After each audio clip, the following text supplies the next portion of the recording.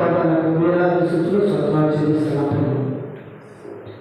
గతించిన కాలం నీ కృపలో కాచి కాపాడి శివగాను సచివగాను జీవింపచేసి మరి యొక్క దినం నీ సన్నిధిలో నాయన సంఘంగా కూడుకొని నీ నామాన్ని గర్వపరచడానికి నీ నామాన్ని మేమపరచడానికి మీరు ఇచ్చినటువంటి గొప్ప అవకాశం బట్టి నీకు స్తోత్రాలు తండ్రి. ఆయన ఈరోజు మేము సజీవంగా జీవించి ఉన్నామంటే అది కేవలం నీ కృప ద్వారానే ప్రభావ. మా స్నేహితులు బంధువులు ఎంతో ప్రభావ వీటి దినమును చూడక మరణమైన ఇంతలో ఉన్నప్పటికీ మీరు మా పట్ల చూపించినటువంటి కృపను బట్టి మేము ఈరోజు సజీవంగా జీవించి ఉన్నాం. ఈరోజు ఆయన నీ సరిపించినటువంటి ప్రతి ఒక్క కుమారుని కుమార్తెను నీ చేతులకు అప్పగిస్తున్నాను. ఆయన ఇప్పుడు ప్రతి పాటల ద్వారా ఆరాధన ద్వారా మీరు మహిమ పొంది ఉన్నారని నేను ఆలోచున్నాను. కొద్ది నిమిషాల ప్రభావం పరిశుద్ధ గ్రంథముల నుండి నీ మాటలను మీరు ధ్యానించుండగా వినగలిగే చెవులను గ్రహించగలిగే మనసును నాకు దయచేయండి.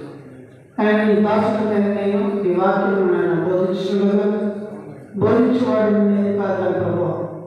నీ ఆత్మాభిషేకంతో నన్ను నింపి నీ చాటును నన్ను మెరుగుపరుచుకొని మీ నా నోటిని బోరగా వాడుకొని మీరే ఆయన నీ కుమారులతో కుమార్తెలతో మాట్లాడి వారికి ఉన్నటువంటి పరిస్థితులు ఏమిటో వారికి ఉన్నటువంటి స్థితిగతులు ఏమిటో సమస్తం ఎక్కువ దేవుడు కనుక వారికి కావలసినటువంటి ఆత్మీయ ఆహారం సమృద్ధిగా వారికి అనుగ్రహించమని నాయన ఈ మాటలు నాయన వెల్లడపరుస్తుండగా నాయన మనోనేత్రంలో తెప్పించమని పరిశుద్ధాత్మ దేవ ఆ మాటలను నాయన వారి హృదయంలో ముద్రించుకొని అటు మాటలను నెమరు వేసుకుని జీవించే కృపను గ్రహించేయమని ఇటు ప్రార్థన ద్వారా మీదే మీ నామానికి మహిమ ఘనత ప్రభావంలో తెచ్చుకోమని నా సరైన యేసుక్రీస్తు నామ పేరిట అడిగి వేడుకొచ్చున్నాను ప్రభు తండ్రి.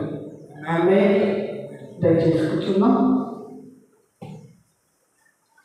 కూడి వచ్చిన స్నానం వందనాలు తెలియపరుస్తున్నారు. ప్రియమైన దేవుని ప్రసాద ఈ లోకంలో మనుషులుగా తల్లిగా భూముల నుంచి పుట్టిన మొదలుకొని మరణించేంత వరకు మన జీవితంలో ఎన్నో సమస్యలు ఎదురవుతుంటాయి. ఎన్నో కష్టాలు, ఎన్నో ఒడిదుడుకులు, ఎన్నో ఎత్తుపదాలు. ఇది ప్రతి ఒక్క వ్యక్తి జీవితంలో జరుగుతున్నాయి, మన జీవితంలో కూడా జరుగుతుంది. కానీ దేవుడి గురించి తెలియని వారికి, దేవుని నమ్మిక వచ్చిన వారికి మధ్యన ఒక వ్యత్యాసం ఉంటుంది. హల్లెలూయా. దయచేసి కొద్ది నిమిషాలు జాగ్రత్తగా, ఎందుకంటే దేవుడు ఈరోజు తన ఆత్మ ప్రేరేపణ ద్వారా మీతో మాట్లాడాలని చాలామంది ఏమనుకుంటారంటే, నేను ఎప్పటి నుంచో ప్రార్థన చేస్తున్నాను, ఎంతో కార్యక్రమాలు చేస్తున్నాను, దేవుడు అందరితో మాట్లాడతారంట కదా, నిజంగా దేవుడు నాతో మాట్లాడతాడా, నేను ప్రార్థన చేస్తుంటే దేవుడు వింటున్నాడా, నిజంగా వింటాడా దేవుడు, దేవుడు కల్పిస్తున్నాడా, మనకి దేవుడు కల్పిస్తాడా? ఈ సృష్టిలో ఎన్నో కనిపించనివి ఉన్నాయి. అంత మాత్రం అవి నిలబడడానికి మనము చెప్పసాలి. మనకి కంటికి కనిపించిందో మనం నమ్మే కాదు, చూస్తే కానీ. అలాగంటే ఆనాడు శిష్యులలో పెంతెకొస్తు పండుగప్పుడు 11 మంది శిష్యులు మేడగదిలో ఉన్నారు.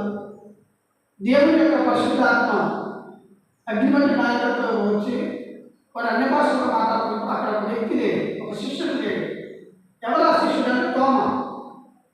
శిష్యులు చెప్పారు, మేము చూసామయ్యా, మేము మాకు కనిపించింది వేసుకుని వరకు ఉద్రాలు తిరిగి లేచిందంటే నమ్మ నేను చూస్తే కానీ అతని గాయాల్లో వేరు పెట్టితే కానీ నేను నమ్మను. ఎందుకంటే ఆయన ముందుగానే చెప్పింది కదా. చాలామంది రకరకాలుగా చెప్తున్నారు కదా, నేను చూడాలి, నేను తాకాలి, అప్పుడే నేను నమ్ముతాను. హల్లెలూయా. భారతదేశంలో ఉన్న విశ్వాస స్వభావం కూడా అదే. ఏదైనా చెప్తే కదా చూడాలి, అది మనకు అనుభవం కావాలి, అప్పుడే మనము నమ్ముతాం, విశ్వసిస్తాం. అదేవిధంగా మనం ఎప్పటి నుంచో అనుకుంటున్నాం కదా, దేవుడు నా మాట ఆలోచిస్తాడా, మనం ఎంత మాత్రం నేను పాపిని, ద్రోహిని, నరహంతకుని, ఇష్టం వచ్చినట్టు జీవించాను, నా ప్రార్థన దేవుడు ఆలకిస్తాడా? ఈ యొక్క ప్రశ్న మనకు రాదు. ప్రార్థన అయితే చేస్తాం, వాళ్ళ దేవుడి సన్నిధికి వెళ్తాం, ఆనందం చేస్తాం, బాధపడతాం, ఆరాధన చేస్తాం, దశమాలు సమర్పిస్తాం, కానుకలు సమర్పిస్తాం, ఉపవాసాలు ఉంటాం, అన్నీ చేస్తాం. కానీ ఒక్క సందేహం అయితే మనలో కలగదు. ఎందుకంటే నేను చేస్తున్నటువంటి ప్రార్థన దేవుడు వింటున్నాడా? అసలు వింటారా? దేవుడు ఎక్కడ ఉన్నాడు? ఎక్కడ ఉన్నాడు? మనం ఎన్నోసార్లు చెప్తున్నాం. సో దేవుడు ఎవరు? ఎలా ఉన్నాడు? ఆయన ఏమన్నాడు? నిజంగా మా ప్రార్థన ఆయన వింటున్నాడా? మనుషుల ప్రార్థన దేవుడు వింటాడా? వింటాడా? గుర్తులేంది? ఎవరన్నా వేసి చెప్పగలరా ధైర్యంగా? నేను ప్రార్థన చేస్తే నా దేవుడు విన్నాడు, నా ప్రార్థనకు సమాధానం వచ్చింది అని చెప్పగలరా? మన ప్రార్థన ఏంటి? కాళ్ళకు పోవాలా, చేయలకు పోవాలా, కడుపుకు పోవాలా, తలకెట్టుకు పోవాలా, పిల్లగాళ్ళకి జాబులు రావాలా, ఉద్యోగాలు రావాలా, మంచి పొజిషన్లో ఉండాలి. ఇదే కదా మన ప్రార్థన. అవునా? ఏ కాడికి నాకేం కావాలి, నాకేం కావాలి, నేనే సంపాదించుకోవాలి, నేను సుఖంగా ఉండాలి, నేను ఆనందంగా ఉండాలి, నా పేరు ఎందుకు ఉండకూడదు, ఏ చిత్తం ఉండకూడదు అనే కానీ ప్రభా నేను నీ దృష్టికి ఎలా ఉన్నాను? నేను ప్రార్థన చేసినప్పుడు నీవు నా ప్రార్థన ఆలకిస్తున్నావా? నా ప్రార్థన నీ సన్నిధికి చేరిందా? ఒకవేళ నా ప్రార్థన నీ సన్నిధికి చేరకపోతే మరి ఎట్లా చేయండి? ఇప్పుడు మనం ఏదైనా ఒక ఆలోచన కలిగి ఆ పని చేశామంటే అది జరిగినప్పుడు మనకు ఒక ధైర్యం, నేను కష్టపడ్డాను, నేను ఈ పని చేశాను కాబట్టి ప్రతిఫలము పొందుకున్నాను. అంతే కదా? మీరు వ్యాపారం చేస్తున్నారు, ఎందుకు ఎక్కడో ప్రయాసపడి ఎందుకు వెళ్తున్నారు? ఆ వ్యాపారాన్ని చేసి నాకు డబ్బులు చేతికి వచ్చినప్పుడు ఇంటికి వచ్చి ఈరోజు నేను ఎండకు కష్టపడ్డా కానీ నా కష్టం ఏదైనా ప్రతిఫలము ఇచ్చింది, వచ్చిందని సంతోషిస్తాం. మరి అలాగే మరి మన ప్రార్థన దేవుడు ఆలకించాడు అనడానికి రుజువుగా మనలో క్రియలు జరగాలి. నువ్వు ఏ విషయంలో అయితే ప్రార్థన చేస్తున్నావో, ఏ విషయంలో అయితే నువ్వు ప్రార్థన దేవుడు మొదలుపెట్టుకుంటున్నావో ఆ విషయంలో దేవుడు కార్యం జరిగించిండు అనడానికి రుజువు ఏంటంటే ఆ కార్యం నీ పట్ల జరగాలి. ఆ కార్యం నీ పట్ల జరిగితేనే అప్పుడు దేవుడు నీ ప్రార్థన ఆలకించినట్టు. చాలామంది ఏమంటారంటే ఇప్పుడున్న కాలంలో, ఇప్పుడున్న విశ్వాసంలో చాలామంది ఏమంటారంటే నేను ఎప్పుడు నుంచో ప్రార్థన చేస్తానండి, ఉపవాసం ప్రార్థన చేస్తున్నాను, వారానికి 3 రోజులు చేస్తాను, రోజుకు 3 సార్లు ప్రార్థన చేస్తాను, అయినా దేవుడు ఎందుకు నా ప్రార్థన వినట్లేదు? దేవుడు అంటే వాడు ఉన్నాడా? అసలు ఉంటే ఎందుకు నాకు సమాధానం ఇయ్యడు? చూడు, దేవుడిని నమ్ముకోని వాళ్ళు సంతోషంగా ఉన్నారు, ఏ కష్టం లేదు, ఏ బాధ లేకుండా వాళ్ళు సంతోషంగా తృప్తిగా బతుకుతున్నారు. నేను దేవుడిని నమ్ముకున్నా, నాకెందుకు ఈ శ్రమలు, నాకెందుకు ఈ బాధలు అని దేవుడి మీద నిందమవుతున్నాం. కానీ నిజంగా నేను చేసే విధంగానే చేస్తున్నాను ప్రార్థన, దేవుడికి అంగీకారంగానే చేస్తున్నానా, దేవుడు చేయమన్నట్టే చేస్తున్నానా, లేకపోతే దేవుడికి వ్యతిరేకమైన క్రియలతో కలిగి నేను ప్రార్థన చేస్తున్నానా అని ఈ ఆలోచన మనకు రాదు. నిజంగా యథార్థవంతుల ప్రార్థన దేవుడు ఆలకిస్తాడు. నీతివంతులు మొర ఆయన ఖచ్చితంగా వింటాడు. హల్లెలూయా. అదేవిధంగా పరిశుద్ధ గ్రంథంలో ఒక వ్యక్తికి ఒక సమస్య వచ్చింది, యుద్ధం వచ్చింది, యుద్ధం చేయాలి. యుద్ధం యొక్క నీతి ఏమిటంటే యుద్ధం ఎలా చేయాలంటే ఉదయం మొదలుకొని సూర్యుడు అస్తమించే వరకే చేయాలి. సూర్యుడు అస్తమించినాక యుద్ధం చేయకూడదు, ఆపివేయాలి. ఆ యుద్ధం యొక్క నియమాలు అన్నమాట. ఆ యుద్ధం వచ్చినప్పుడు దేవుడు వారి పక్షంలో యుద్ధం చేయాలని ఆలోచన కలిగి ముందుగానే వారికి తన దూత ద్వారా వర్తమానం పంపించాడు. ఈరోజు యుద్ధానికి మీరు వెళ్ళండి, యుద్ధము మీది కాదు, ఊరకు నిలబడి చూడండి, యుద్ధము ఎవరిది? యెహోవాదే. ఈ యుద్ధం చేయడానికి వెళ్ళినప్పుడు శత్రువులు అందరూ ఓడిపోతున్నారు, మీరు విజయం పొందుకున్న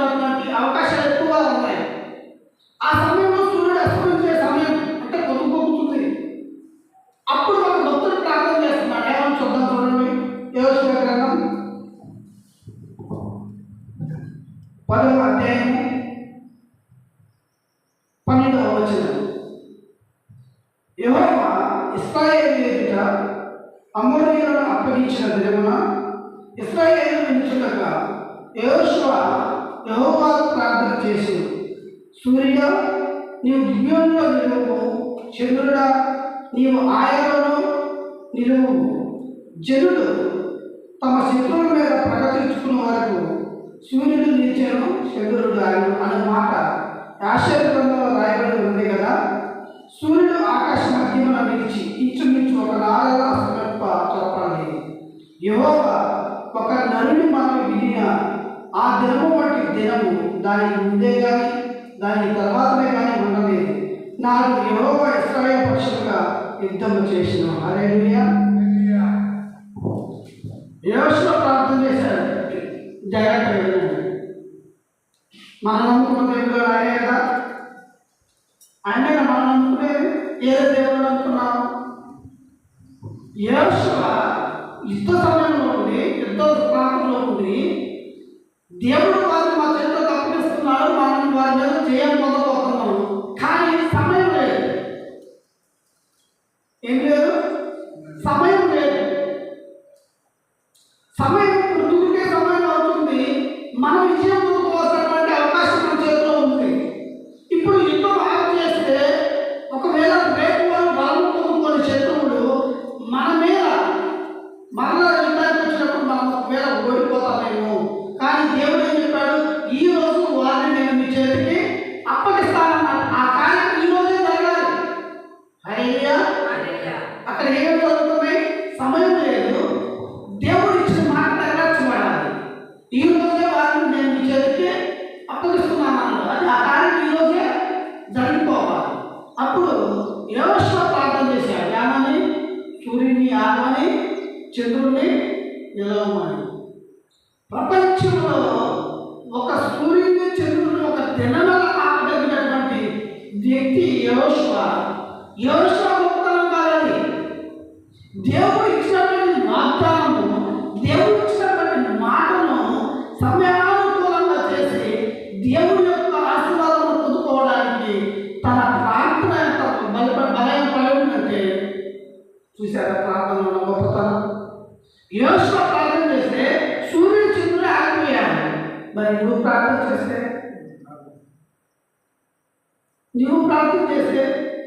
నీకున్న సమస్య ఆగిపోతుందా? నీకు వచ్చిన బాధలు ఆగిపోతున్నాయా? నీకు వచ్చినటువంటి కాలు నొప్పిపోతుందా? తల నొప్పిపోతుందా? ఏ కాలికి ఎవరు ప్రార్థన చేస్తారు? ఏ దైవజనుడు ప్రార్థన చేస్తాడు?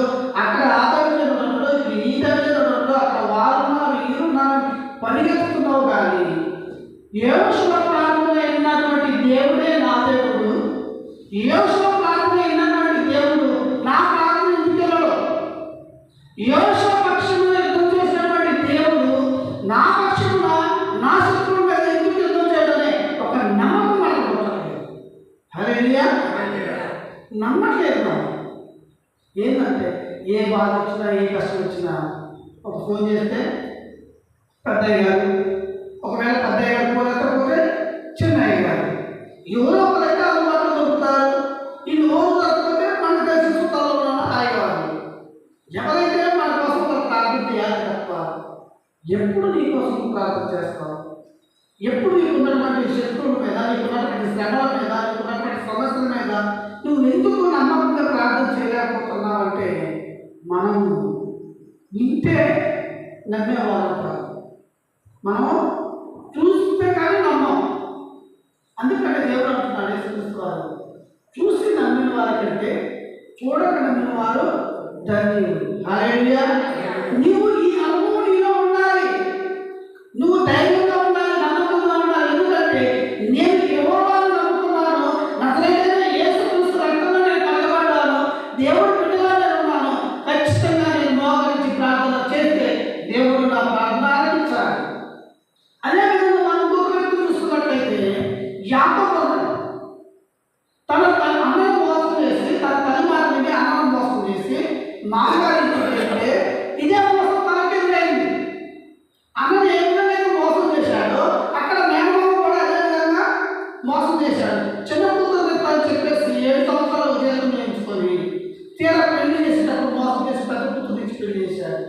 అదేంటంటే నేను చిన్న కూతురు ఇష్టపడ్డాను కదా, నువ్వు పెద్ద కూతురు నుంచి చేస్తున్నామంటే పెద్ద చిన్నదానికి పెరిగితే బాబు పెద్దదానికి చేయకుండా, అయితే చిన్న అమ్మాయి కానీ మీకు కావాలంటే మరొక 7 సంవత్సరాలు చేయకపోతే అన్నారు. సహాయం చేశాడు.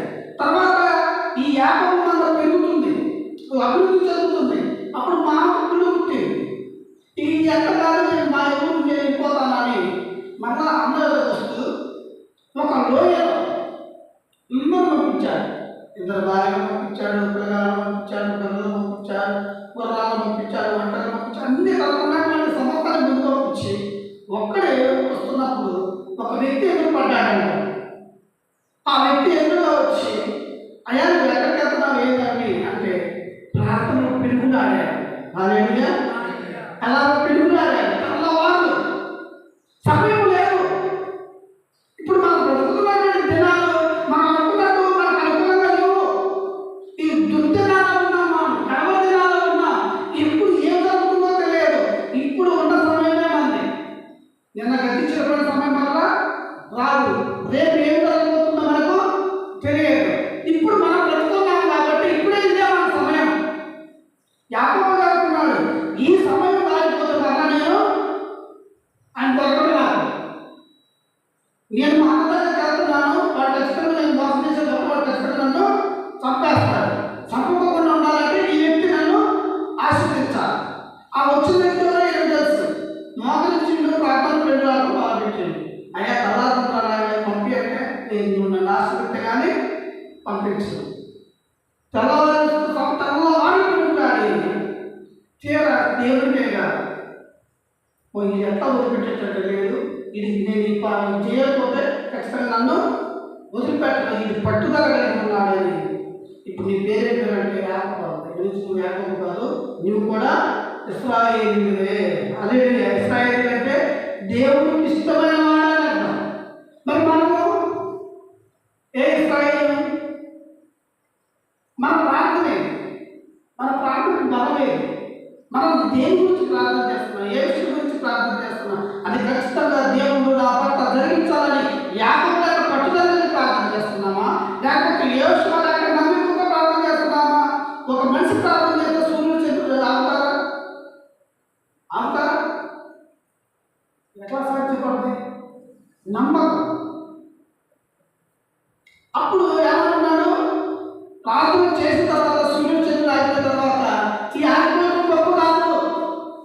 ఇప్పుడు యుద్ధం చేసేటప్పుడు యెహోవా, యుద్ధం ఎవరిది? యెహోవా. ఎవరి మీద? నా శత్రువుల మీద, నా పగవారి మీద, నాకున్నటువంటి సమస్యల మీద, నాకున్నటువంటి కష్టాల మీద, నాకున్నటువంటి అవమానాల మీద, నాకున్నటువంటి రోగముల మీద ఎవరు యుద్ధం చేస్తున్నారు?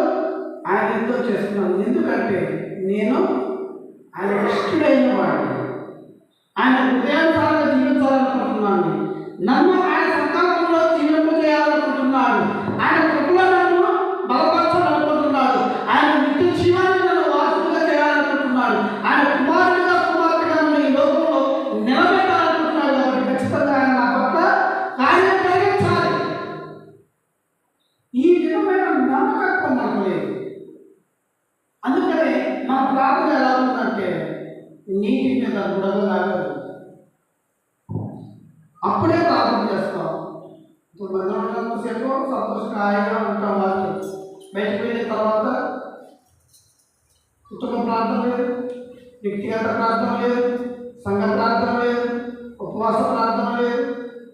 ఏ తరం నీకు సమస్య వచ్చిందంటే ప్రియమైన దేవుడి ప్రజలు ఎందుకు చెప్తున్నానంటే, నువ్వు ఎప్పుడైతే ఆత్మతోనో సత్యముతోనో పూర్ణ మనసుతోనో పూర్ణ వివేకంతోనో దేవుడికి ప్రార్థన చేస్తావు, అది ఏ సమస్య అయినా సరే, ఎంత పెద్ద రోగమైనా సరే, ఎంత పెద్ద వ్యాధి అయినా సరే, అది ఏదైనా సరే ఖచ్చితంగా దేవుడు నిన్ను స్వస్థపరుస్తాడు. ఎందుకంటే నిన్ను ఆయన జీవింప చేయాలనుకుంటున్నాడు.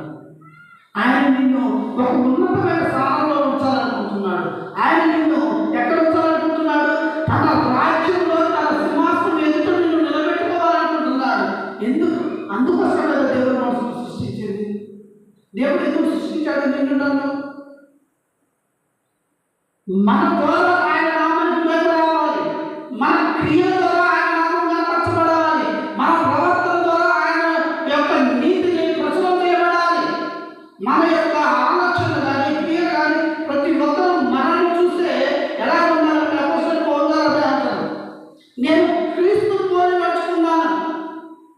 అంతకు ముందు నేను హింసకుణ్ణి, దూషకుణ్ణి, యేసు క్రీస్తు వారిని ఎవరైతే అంగీకరించారో వాళ్ళందరినీ చంపిన వాడిని. కానీ ఇప్పుడైతే నేను క్రీస్తు యేసునందు జీవిస్తున్నాను. ఇప్పుడు జీవించేవాడు నేను కాదు, క్రీస్తు నాలో జీవిస్తున్నాడు. ఆ యేసు క్రీస్తు మనలో జీవిస్తే మనం ఎలా ఉండాలి? ఆ యేసు క్రీస్తు మనసు కలిగి ఉండాలి, ఆయన యొక్క ఆలోచన కలిగి ఉండాలి, ఆయన యొక్క బుద్ధి కలిగి ఉండాలి, ఆయన యొక్క మనసు మనం కలిగి ఉండాలి. అప్పుడు దేవుడు నీ పక్షాన నా పక్షాన ఖచ్చితంగా యుద్ధం చేస్తాడు. అందుకని అన్నింటి మనం పాట రాశారు కదా, యుద్ధము యెహోవాదే, యుద్ధము యెహోవాదే, రాజులు మనకెవరు లేరు, శూరులు మనకెవరు లేరు, రాజులు మనకెవరు లేరు, శూరులు మనకెవరు లేరు, సైన్యములకు అధిపతి అయిన యేసయ్యే మన అండ, యుద్ధము యెహోవాదే, యుద్ధము యెహోవాదే. హల్లెలూయా. ఎక్కడ ఎవరిది? రాజు ఎవరు లేరు, శూరులు ఎవరు లేరు. నువ్వు అనుకుంటున్నావేమో నేను పేదవాడిని, లేనివాడిని, బలం లేదు, ధనం లేదు, శక్తి సాధనుకుంటున్నావేమో. కాబట్టి దేవుడు అంటున్నాడు, నీకంటే బలమైన వాడు నీ తరపున పోరాడతాడు. హల్లెలూయా. నీకంటే బలమైన వాడు, ఈ లోకంలో ఉన్న వాడు అందరికంటే గొప్పవాడు నీ తరపున నీ కోసం యుద్ధం చేయడానికి సిద్ధంగా ఉన్నాడు. నువ్వు చేయవలసిందల్లా ఒకటే, ఏం చేయాలంట? విశ్వాసం ఉంచాలి. అలా ఎంత విశ్వాసం ఉంచాలంటారు? చూద్దాం, మార్కు సువార్త 11వ అధ్యాయం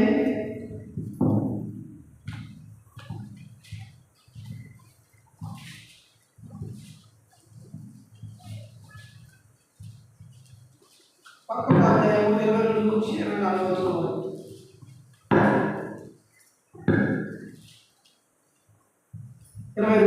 వచనాలు. అందుకు యేసు వారితో, కానీ మీరు దేవుని యందు విశ్వాసం చూడి, ఎవడైనా ఈ కొండను చూసి నువ్వు ఎత్తబడి సముద్రంలో పడవేయబడమని చెప్పి తన మనసులో సందేహింపక తాను చెప్పినది జరుగునని నమ్మిన ఎడల వాడు చెప్పినది జరుగునని మీకు నిశ్చయముగా చెప్పుచున్నాను. అందుచేత ప్రార్థన చేయనప్పుడు మీరు అడుగుతున్న వాటి నెలను పొంది ఉన్నామని నమ్ముడి, అప్పుడు అవి మీకు కలుగునని మీతో చెప్తున్నాను. హల్లెలూయా. ఎలా ఉండాలి మన ప్రార్థన? ఎలా ఉండాలి మన ప్రార్థన? సందేహించవద్దు. ఆ కొండను చూసి కానీ, ఆ దాన్ని చూసి కానీ, నీకున్నటువంటి సమస్యను చూసి కానీ నువ్వు సందేహింపక ఖచ్చితంగా దేవుడి కార్యం చేస్తాడు.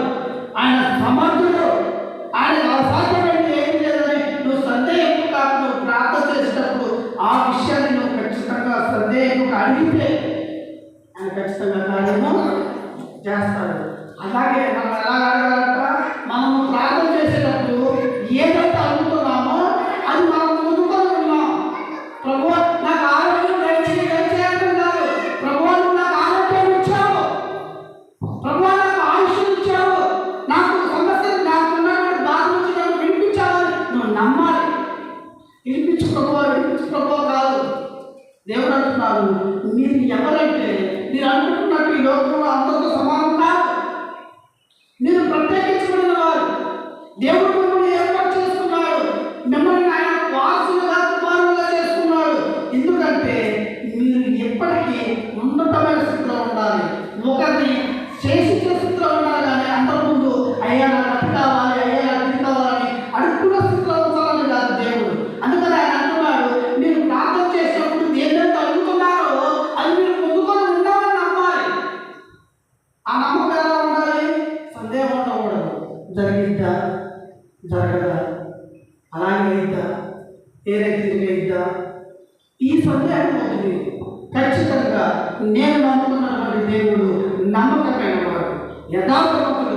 ఆయన మాట ఇస్తే తప్పడు. అది ఏమైనా కానీ దేవుడు ఈ కార్యం నా పట్ల జరిగించాడు, జరిగిస్తాడు కాదు, జరిగించాడు. జరిగిపోయినదంటే నీకు తలకాయ ఉందా, కాళ్ళు ఉందా, సమస్య ఉందా, అనారోగ్యం ఉందా, ఏదున్నా మోకరించి ప్రార్థన చేసే ప్రభువా నాకు ఉన్నటువంటి బాధ నుంచి నన్ను విడుదల చేశావు. చేస్తావా? కాదు, చేస్తావు. జరిగిపోయిందా? ఈ నమ్మకంతో ప్రార్థన చేయాలి. ఇంకెక్కడ విశ్వాసం? ఆవిడ తన విశ్వాసం తెచ్చాలి. చూడండి, లోకస్వార్థ 17వ అధ్యాయం 6వ వచనం.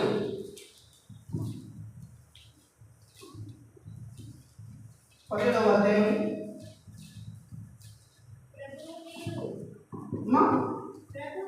ప్రభువు మీరు ఆవగించంత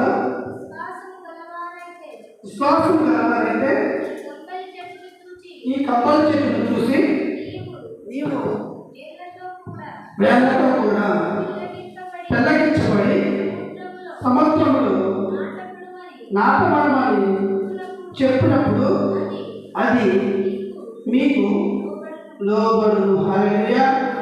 ఏమైందంట? ఆలోచించంత విశ్వాసం. ఎంత ఉంటుందంటే ఆలోచించాలి. మీ అందరూ తెలుసు కదా ఆలోచించాలి. నీలో అంత విశ్వాసం ఉండాలి. ఆలోచించిన విశ్వాసం కూడా ఎలా ఉండాలని సందేహించకూడదు. అయితే అంత విశ్వాసం నీలో ఉంటే ఈ కంబల చెట్టు పీకి సముద్రంలో నాటబడుగా కట్టది జరిగింది. విశ్వాసం ఉందా? మనకున్న విశ్వాసం ఏంటి? ఒకసారి మనం పరిస్థితి చేసుకోవాలి. ప్రియమైన దేవుని పడుతుంది. ఎందుకు చెప్తున్నానంటే దేవుడు మరలా స్పష్టంగా చెప్పాడు, మీరు ఈ భూమి మీద జీవించినప్పుడు మీరు ఏ విశ్వాసం కలిగి ఉన్నారు, ఏ నమ్మకం కలిగి ఉన్నారు, ఎటువంటి పనులు చేశారు, ఎటువంటి ప్రవర్తన కలిగి ఉన్నారు. ఇప్పుడు లోకంలో ఉన్న మనుషులు మిమ్మల్ని మెచ్చుకోవచ్చు, దూషించవచ్చు, వారి అనుకూలంగా మనం మార్చుకోవచ్చు. ఎందుకంటే ఈ లోకంలో ఉన్న మనుషులు ఎలాంటి వారంటే మాయ కలిగిన వారు, అంటే మాయ చేయగలిగిన వారు, మనల్ని మభ్యపెట్ట కలిగిన వారు. వారి అవసరాల నిమిత్తము మనల్ని అందరానికి ఎక్కిస్తారు, అవసరం తీరిపోయిన తర్వాత దూరంగా పెడతారు. ఇది మనుషుల యొక్క స్వభావం. ఈ సృష్టి యొక్క స్వభావం ఏంటంటే సృష్టిలో ఉన్నటువంటి స్వభావము సాతాను గారు వాడు ఎలాంటి వాడు? మనుషులందరినీ మాయ చేశాడు, మోసం చేసేటువంటి స్వభావం. ఈ స్వభావం మానవులందరిలో ప్రవేశించింది. యేసుప్రభువుని నమ్ముకోకుండా అందరూ అలాంటి జీవించడమే. ఇప్పుడు యేసుప్రభువుని నమ్ముకున్నాక ఆయన విశ్వాసించినాక కూడా మనం అదే స్వభావం కలిగి ఉంటే మన విశ్వాసానికి రుజువేంది? అందుకని నేను ఇందాక మాట చెప్పాను, మనం ఈ లోకంలో సమానం కాదు. ఎందుకంటే ఈ లోకంలో ఉన్న వ్యక్తులు జీవించినట్టు మనం జీవించడానికి దేవుడు మనల్ని ఏర్పాటు చేసుకోవాలా, దేవుడు ఆయన పిలుచుకోవాలా. ఈ గ్రామంలో ఇంతమంది ఉండగా మీరే ఎందుకు బాప్తిసం తీసుకున్నారు, మీరే ఎందుకు యేసుప్రభువుని నమ్ముకున్నారు, మీరే ఎందుకు మందిరానికి వస్తున్నారు? ఆలోచించారు ఎక్కడన్నా? ఈ కొరిలో పడుతున్నారు చూసి ఒక 3,000 మంది ఉంటారు కదా. ఈ 3,000 మందికి దొరకనటువంటి ధన్యత, వాళ్ళకి ఏ రకమైన గొప్ప ధన్యత, గొప్ప పిలుపు దేవుడు నిర్ణయించుకున్నాడు. మీ పట్ల ఆయన ఉద్దేశం ఉన్నది, ఆయన యొక్క ప్రణాళిక ఉన్నది. ఆయన ఏం చేయాలనుకుంటున్నారో అది మీ ద్వారా చేయాలనుకుంటున్నారు. తనను తాను వ్యక్తపరచుకోవాలంటే, తనను తాను బయలుపరచుకోవాలంటే ఒక వ్యక్తి కావాలి. దేవుడి యొక్క ఆత్మ పనిచేయాలంటే శరీరం కావాలి. ఆ శరీరం ఎలా ఉండాలి? యథార్థముగాను, నమ్మకముగాను, సందేహం లేనిదిగా దేవుడిని అంటిపెట్టుకునే ఉండేవారు ఎవరా అని. ఇప్పుడు యేసుక్రీస్తు వారిగా మనకు రావాలి, భూమి మీద ఉన్నటువంటి పాపాన్ని విమోచించాలి, దాన్ని మరణాన్ని జయించాలి. ఇప్పుడు ఆయన భూమి మీదకి రావాలంటే ఒక పరిశుద్ధురాలు కావాలి, ఒక పరిశుద్ధుడు కావాలి. ఈ పరిశుద్ధురాలు ఎక్కడ ఉంటుంది? దేవుడు అందరూ పరిశీలన చేశారు కదా. ఎందుకంటే ఈ భూమి ఆయన బాధ పెట్టము, ఆకాశము నివాసం. ప్రతిరోజు దేవుడు మనం అనుకుంటాం, నా గోడ మధ్యలో ఉన్నా, చీకట్లో ఉన్నా, మనం ఎవరు మనం చూసుకోలేదు, ఎవరు మనం చూడట్లేదని మనుషుగా మనం అనుకుంటాం. కానీ దేవుడి యొక్క నేత్రాలంటే ఈ ప్రపంచం అంతా చూస్తున్నాయంట. అలాగే ఆయన చూశాడు. ఒక పరిశుద్ధాలైన ఆయన తీసుకొని ఇంతమంది ఉండగా ఆమె అక్కడానే జీవించుకుంటూ ఈ భూమి మీద రాకముందు పెరిగాను ఆ మర్యాదకు వేరేవాళ్ళు వేరా ఉన్నారు, చాలా మంది ఉన్నారు. ఆ మోస్తో పాటు దాదాపు మన చరిత్రలో ఒక 150 మంది స్త్రీలు ఆ ప్రవక్తలు చెప్పినటువంటి మాటలు, ఇదిగో దావీదు కుమారుడు, దావీదు చిగురు మనలో ఈ లోకంలో జన్మిస్తున్నట్ట, కన్యామరి గర్భాన ఒక కుమారుడు జన్మిస్తున్నట్టే పెళ్లి చేసుకోకుండా దాదాపు 150 మంది స్త్రీలు ఎదురు చూస్తున్నారంట. నా గర్భంలో అనుకుంటారు, నా గర్భంలో అనుకుంటారు. వాళ్ళనుకుంటా దేవుడు దృష్టికి ఎవరు యోగ్యులుగా ఉంటారో, ఎవరు నీతిమంతులుగా ఉంటారో, ఎవరు యథార్థవంతులుగా ఉంటారో వారినే దేవుడు ఏర్పాటు చేసుకుంటాడు, వారినే ఆయన పిలుచుకుంటాడు, వారి ద్వారానే ఆయన చేయాలనుకున్నటువంటి కార్యాలు చేసుకుంటాడు. అలాగే మనం కూడా ఈ గ్రామంలో మీరు కూడా దేవుడి దృష్టిలో ఏదో ఒక సందర్భంలో ఎప్పుడో ఒకప్పుడు ఆయనకి యథార్థవంతులుగా కనపడ్డారు, నీతిమంతులుగా కనపడ్డారు. మీ ప్రవర్తన ఆయనను చూశాడు, ఆయన మీ మనసును పరిశీలన చేశాడు. ఒకవేళ మనకు ఉన్నటువంటి అవసరాలను బట్టి, మనకు ఉన్నటువంటి పరిస్థితులను బట్టి ఒకవేళ మనం దారి తప్పిపోయాము, కానీ ఆయన హృదయ అంతరంగాన్ని పరిశీలించే దేవుడు కాబట్టి నీలో ఉన్నటువంటి మంచి, నీలో ఉన్నటువంటి యథార్థతను దేవుడు చూశాడు కాబట్టి నిన్ను ఆయన సన్నిధికి పిలుచుకున్నాడు. ఆయన నామమును నీకు తెలియపరిచాడు, ఆయన కార్యము నీకు తెలియపరిచాడు. ఏం తెలియకపోతే మీరు చేస్తున్నామని అనుకున్నారా? మీరు అందరూ ఎందుకు చేస్తున్నామని అనుకున్నారు? ఆయన గురించి తెలియక, లేకపోతే ఆయన నమ్ముకుంటే బాగా ధర్మతులు అవుతారనే, ఆయన నమ్ముకుంటే ఆస్తితో అవుతారనే కాదు. దేవుడు మన పట్ల జరిగినటువంటి కార్యం మనం చూసి మనం నమ్మాము. ఒకవేళ ఇప్పుడు మనకున్న పరిస్థితులు బట్టి మనం దారి తప్పిపోయామేమో, కానీ ఒకప్పుడు దేవుడు దృష్టిలో మనము యథార్థవంతులుగా కనపడ్డావు, నీతిమంతులుగా కనపడ్డావు. కాబట్టి ఆయన మనను ఏర్పాటు చేసుకున్నాడు, పిలుచుకున్నాడు. ఎందుకు తెలుసా?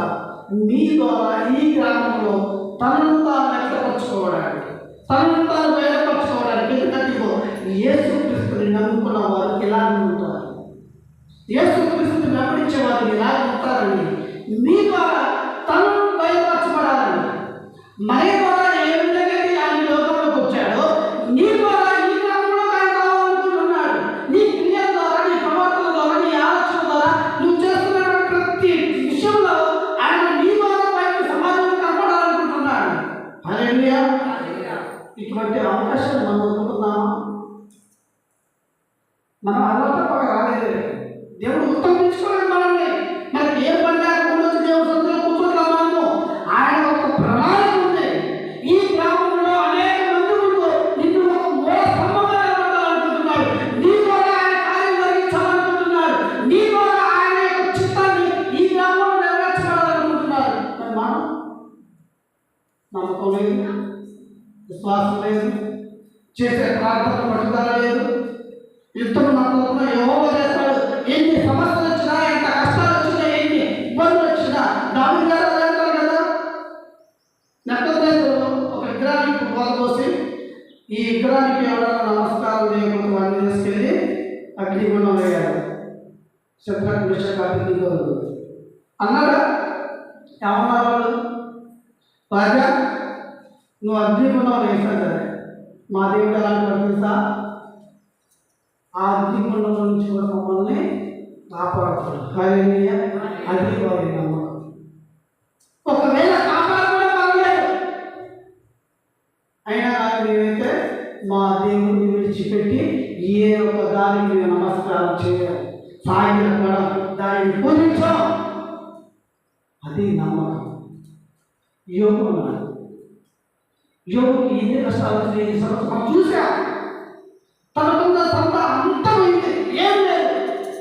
చివరికి స్నేహితులు, ప్రాణ స్నేహితులు, అప్పటి వరకు యోగానికి అన్ని ఉన్నప్పుడు దగ్గరకు వచ్చి నా ప్రాణ స్నేహితులు నాకు అది అని ఇది అని చెప్పి తన కాలం ఉన్నట్టు దోషం తింటున్నారని స్నేహితులు కూడా ఏమన్నారు?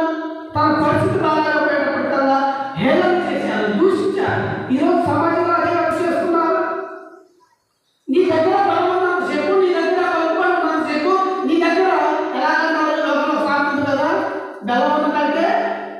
ఈగలు వస్తాయి. హల్లెలూయా. అలాగే నువ్వు మంచిగా ఉన్నప్పుడు, నీకు అన్ని అనుకూలంగా ఉన్నప్పుడు, నీ ఎక్కడ వచ్చిన స్నేహితులు నీకు శ్రమ వస్తే, కష్టం వస్తే, వ్యాధి వస్తే, బాధ వస్తే ఎవరు ఉండదు నీ పక్కన, ఎవరు ఉండదు. ఎందుకంటే నీతో పని లేదు. కానీ నేను ప్రకటిస్తున్నటువంటి దేవుడు, మనం నమ్ముకున్నటువంటి దేవుడు ఎలాంటి వాడు తెలుసా? ఆయన ఎలా వేళ నిన్ను విడిచిపెట్టినాడు. భయపడవు, నేను నీకు తోడుగా ఉన్నాను. తండ్రి వచ్చిన నేను నిన్ను మరవను. హల్లెలూయా. అటువంటి దేవుడు నమ్ముకున్నాం మనము. ఆయన దృష్టికి ఎలా ఉన్నాం?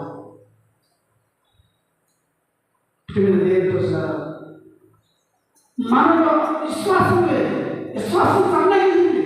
మొదటిలో ఉన్నటువంటి ప్రేమ మనలో లేదు, మొదటిలో ఉన్నటువంటి విశ్వాసం మనకు లేదు, మొదటిలో ఉన్నటువంటి నమ్మకం మనకు లేదు, మొదటిలో ఉన్నటువంటి నిరీక్షణ మనకు లేదు.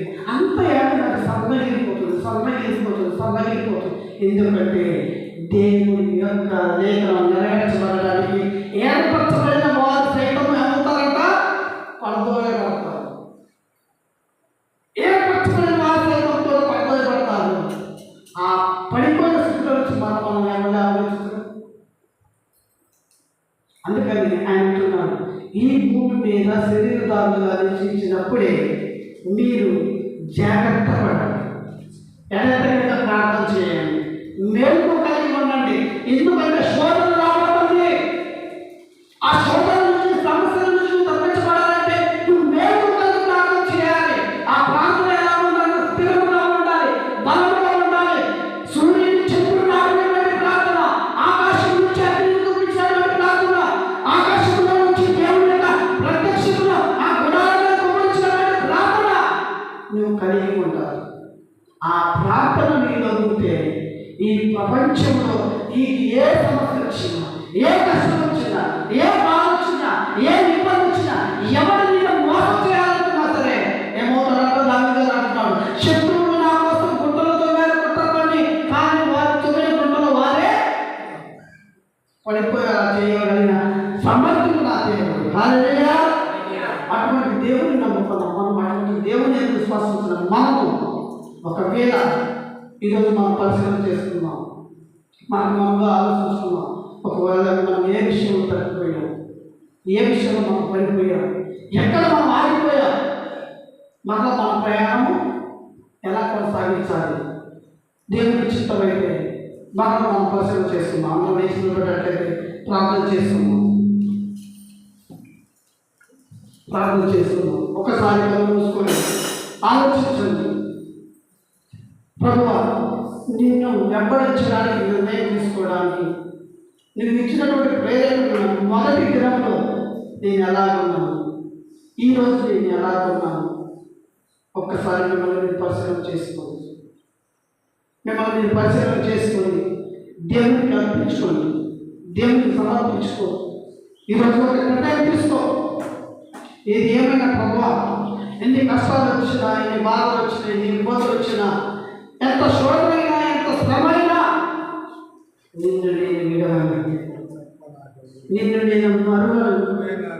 అయ్యా, ఇప్పుడు వరకు తండ్రి నాకున్నటువంటి పరిస్థితులను బట్టు, నాకున్నటువంటి స్థితిగతులను బట్టు, ఆయన యువకుల్లో ఉన్నటువంటి స్నేహాన్ని బట్టు ఒకవేళ నేను తొలగిపోయి ఉన్నానేమో, అయా నన్ను క్షమించి, అయా నన్ను క్షమించి. దావీదు మహారాజు గారు తను పాపం చేసి దేవుడి దృష్టికి నీచమైన వాడిగా ఉన్నప్పుడు తను ఏ విధంగా ప్రార్థన చేసి దేవుడిని క్షమాపణ కోరుకున్నాడు. ఒకవేళ మనము కూడా మనకున్నటువంటి అధికారం బట్టి, గర్వమును బట్టి, మనసును బట్టి, మనకు మనసులో ఉన్నటువంటి కోరికలు బట్టి దేవుడి దృష్టికి అసహ్యంగా ఉన్నామేమో, దేవుడిని క్షమించగలుగుతా. అదేవిధంగా ఒకవేళ నీవే పట్ల సుఖలేకపోతే మనం కూడా తినడానికి, తాగడానికి, పిల్లలు తీసుకోవడానికి, చేసుకోవడానికి, డాన్స్ చేయడానికి ఇష్టపడామేమో. ఆ నిన్నే పట్టణం యొక్క పాపము, ఘోరము దేవుడు సన్నిధికి చేరినప్పుడు యోనాను ప్రవక్తగా పంపించి తన మాటలు బయటపరిచి, ఇదిగో ఈ విద్యను పఠిస్తున్నారా, మీరు మారు మనసు పొందుతున్నా సరే, లేకపోతే దేవుని ముందుట నీ మీద రాబోతుందని తన ప్రవక్తలను బయటపరిచినటువంటి దేవుడు ఈ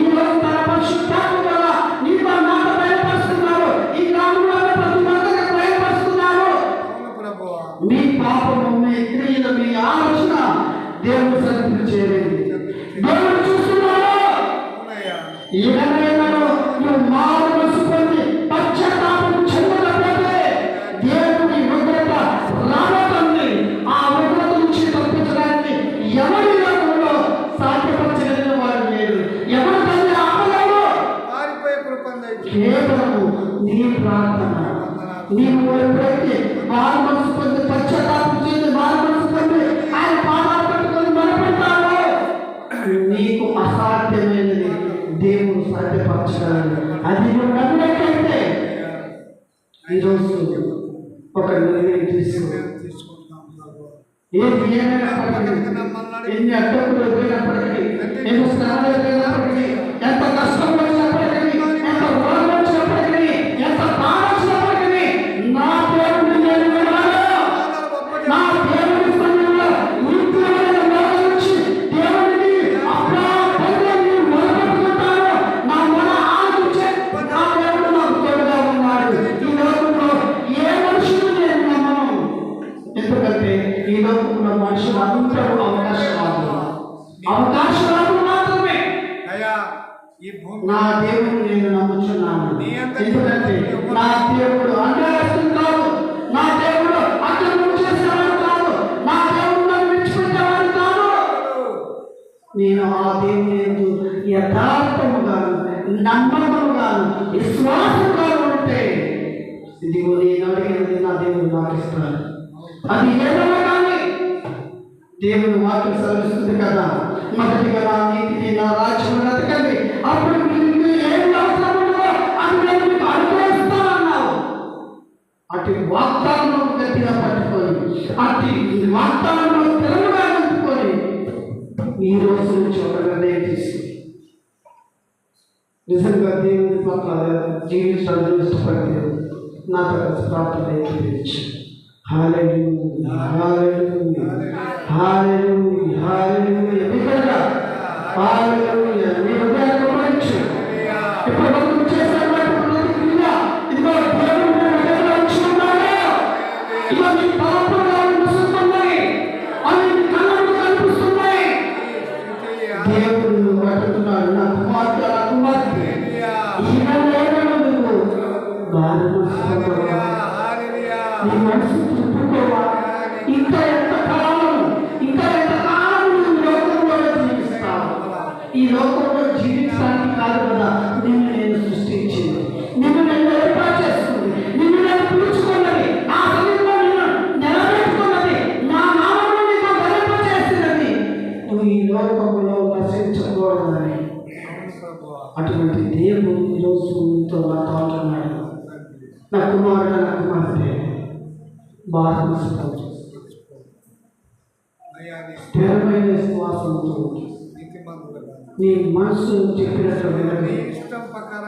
నీ హృదయంతో ఆలోచన ప్రకారంగా జీవించదు. ఎందుకంటే నీ హృదయం మోసకరమైనది, అది నేను మోసం చేస్తుంది. నీ మనసు స్థిరంగా ఉండదు. స్థిరమైన దేవుని పట్ల స్థిరమైన విశ్వాసం కలిగి నువ్వు జీవిస్తే నీ మనసును మార్చగలిగినటువంటి దేవుడు, హృదయాంతరంగా జరిగినటువంటి దేవుడు ఈ లోకంలో నీకు ఏది పొదుపుగా ఉన్నా సరే ఆయన నీకు ఇవ్వడానికి సిద్ధంగా ఉన్నాడు. పొందుకోవడానికి సిద్ధంగా ఉంటే ప్రార్థన చేయి. ఎవరు చూస్తున్నారు, ఏమనుకుంటారు అని నువ్వు సిద్ధపడాల్సిన అవసరం లేదు, భయపడాల్సిన అవసరం లేదు, బాధపడాల్సిన అవసరం లేదు. ఆయన అంటున్నాడు, ఇంట్లో నీకు తోడుగా నేనున్నాను, నీ తోడుగా నేనున్నాను. నీ అడుగులు జారకపోకుండా నేను నిన్ను ఎత్తి పట్టుకుంటాను. అగాధంలో నడిచను, చీకటిలో సంచరించను, ఏ ప్రజలు నీ గుడాలను సమీపించని ఏమంటున్నాడు. ఈ రోగం నా కాపరి నాకు లేదు కాదని నువ్వు నమ్మితే ఈ భూమిలో నీకు అసాధ్యమైనది ఏది లేదంటున్నాడు. నిజంగా యెహోవా నీ కాపరిని నమ్మితే నీకు అందరికీ ప్రతి సమస్య నాకు అప్పగించు. నీకు వస్తున్నటువంటి ప్రతి నిజమైనది ఏదైతే నా వల్ల నువ్వు కావాలనుకుంటున్నావో అది నీ కాపరికి అప్పగించు. ఆయన పని ఏంటి తెలుసా? నిన్ను కాయడము, నిన్ను మేపడము, నిన్ను నిత్య జీవాన్ని నడిపించడమే ఆయన పని. కాబట్టి ఆ కాపరిని నేను నమ్మితే నేను సమర్పించుకో. ప్రార్థన చేసుకుందాం. నిత్యంలో ఆనందంతో పరిశుద్ధులు పరిశుద్ధులను గర్పరచబడుతున్నాను. మా ప్రభుత్వం నీ పిల్లలమైన మమ్మల్ని ప్రేమించి ఈరోజు నేను నీ పరిశుద్ధాత్మ ద్వారా నీవు మాతో మాట్లాడిన మాటను బట్టి తీసుకొస్తున్నాను. అవును, మనుషులుగా ఈ లోకంలో మేము ఎంతో బలహీనులుగా ఉన్నాం. ఎన్నో సమస్యలతో కొట్టుమిట్టాడుతున్నా ఏమి చేయాలో దీంతో స్థితిలో ఉన్న మాకు ఈరోజు నాయన నీ ఆత్మతో మమ్మల్ని బలపరిచినందుకు స్తోత్రాలు తండ్రి. నీ మాటల ద్వారా మమ్మల్ని ధైర్యపరిచినందుకు స్తోత్రాలు తండ్రి. అవును ప్రభువా, నీ అందు నమ్మకముగా విశ్వాసం కలిగి ఉంటే మా సమస్య నీ సమస్య కాదు, మా బాధలు నీ బాధలు కాదు. అందుకని నేను పిలిచావు కదా, ప్రయాసపడి భారం మోస్తున్న సమస్త జనులాగా నా యొక్క తండ్రి అన్నాను. ఇదిగో ప్రభువా, ఈ దినమందు నీ యొద్దకు వచ్చాము. మాకున్నటువంటి బాధలంతా ఆయన నీ మీద మోపుతున్నాము. మాకున్నటువంటి మా ఇబ్బందులన్నీ ప్రభువా నీ మీద మోపుతున్నాము. నీవే తొలగించండి ఆయన. మాకు నెమ్మదిని దయచేయండి, విశ్రాంతిని దయచేయండి, మంచి ఆరోగ్యంలో దయచేయండి. ఆయన కుటుంబంలో దేవుని తీసివేయండి, నాయన కలిమిని కలిగించండి. ఏ విషయంలో అయితే ప్రభు మేము చింతిస్తున్నాము మా చింత యావత్తు తొలగించి మీరే మమ్మల్ని దీవించి ఆశ్రయించాలి.